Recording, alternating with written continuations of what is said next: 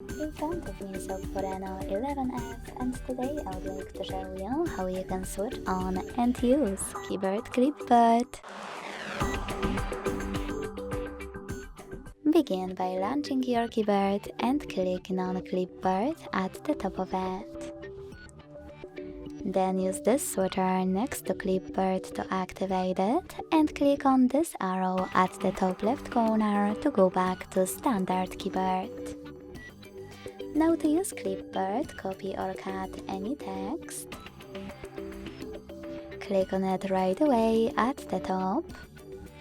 Or click on Clipboard and paste it by clicking on it here. If you want to pin one of your sentences, use this pen at the top right corner. Click on the chosen one and use pin icon. You can unpin it the same way. If you wish to delete one of your added sentences, use this pen again. Click on the sentences that you wish to delete and click on the pin next to the pin.